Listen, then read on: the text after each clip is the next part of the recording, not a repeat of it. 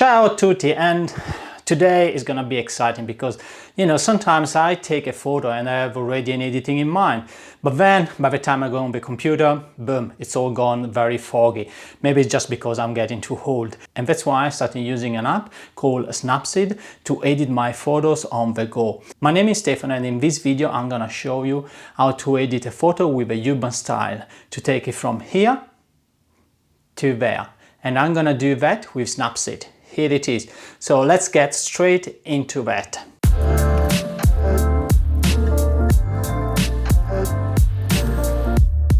The first thing I want to do is to use the tools. I go into Tune Image, which is the basic stuff that you want to do to the whole photo. But the interesting part is when you're gonna edit only part of the photos and not the full frame. Let's get into the brightness. I add a little bit of brightness here. A little bit of contrast to take out some of the details. Saturation again a tiny bit. You see how now the bicycle has become really red and it's taking the attention. I'm gonna fix that in a little moment. The next thing is the highlights. I want to take out the colors of that t-shirt of a guy jumping with a BMX, and I do with the highlights -100. I go into the shadows. I don't do that much, just a tiny bit to take out of the details of the other guy over there looking at the bicycle, and I add a little bit of the warmth. You can see before and after. In doing that, obviously I raise a few problems, especially with the colors. Too much colors into the bicycle, too much green into the pole next to the guy looking at the BMX, and also you will see how the wall on the background is too reddish, and this is something we want to fix. And to fix that, we go again into Tools, Selective, and with Selective you can actually work only on the part of the photos that have a common pattern. Let's first fix the bicycle. I add one selective tool and I go into the bicycle and I go and check the red here, and then I go in saturation and I take down the saturation, and you can see now how the bicycle has a nice color but not overly saturated.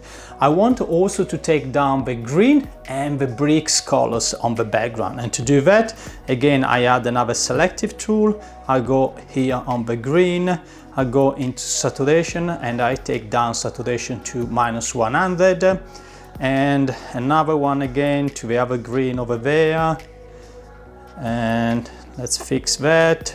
Let's go into saturation -100, and another one I want to do obviously is on the bricks, as we said before. Let's see the bricks here. We expand the selection of the bricks, and we go into the saturation, we take down the saturation of the bricks. And you can see how it is before and after.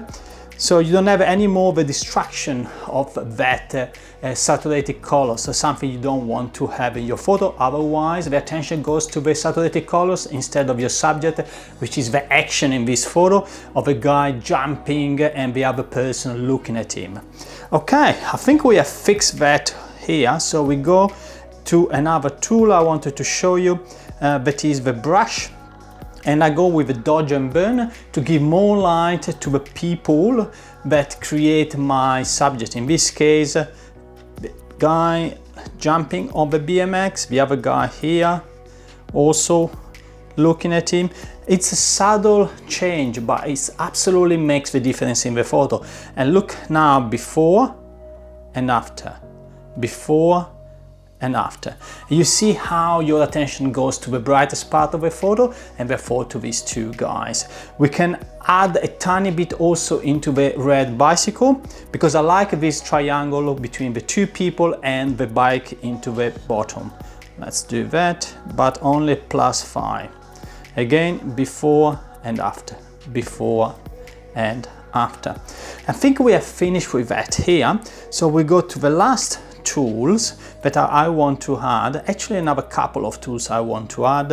I want to give a little bit of details, and to do that I do it with the curves. And to give more details here, you increase your shadow, you decrease slightly your highlights, and you have more contrasting photo. I want to do also another thing. I want to insert two colors into this photo. The first one is the blue and the second one is the orange.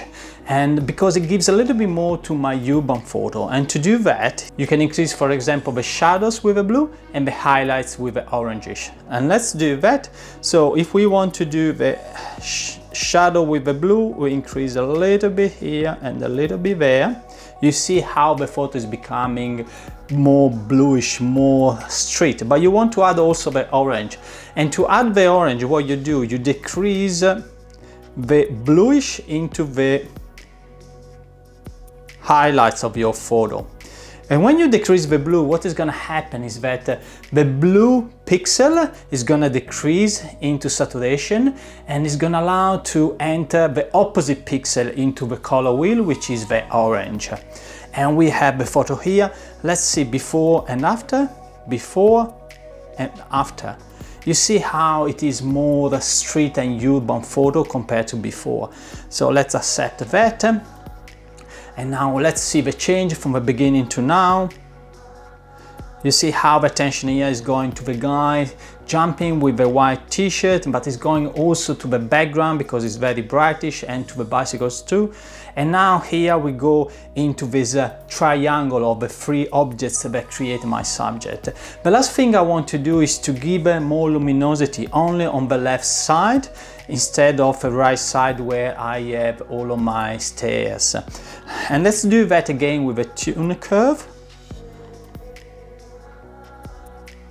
And to do that, I add the luminosity, and I want just to work on the left side of the photo, and I do it now in the whole photo, but then I add the mask to work only on the left side.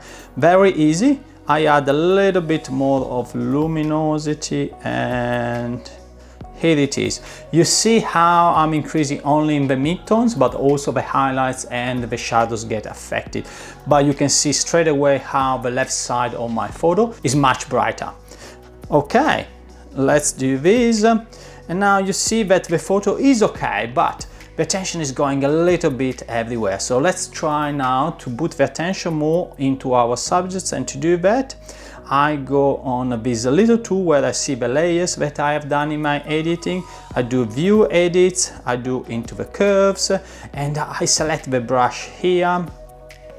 And now you can see well below you have 25 curves. That's 25, 50, 75, 100. If you put 100, you apply the filter 100% into your photo. Vice versa, if you go 50, means you apply only half of it. And let's apply for the moment just 100% to see what is the result. And that's the result. And probably I don't want to have these very stark edges, so I do that. And I go to 25, just to give a little bit of transition between the dark side and the bright side. And we can see the mask where is it applied, and it's all done. You see how now the last curves have been applied only to the part of the photo where I selected into my mask. And we can see before and after again, before and after, before again and after. You see how your attention now is going into the guy that is jumping with the bicycle and not anymore to the whole photo, very distracting. There is one thing that unfortunately came up again, which is the bicycle, and I want to fix that because I don't want the colors to be so bright really red. So I go back to that edit, which was the selective edit, and I select here the editing of the bicycle, and I go down a little bit to 80 this time. Let me reapply all of the editing, and it's all done. Before and after. Now, if you want to save this editing, the only thing you have to do is done, and the photo has been saved. Otherwise, with the iPhone, you can also do an export and save a copy, so you can save your photo into the Snapseed album, and that's pretty much it.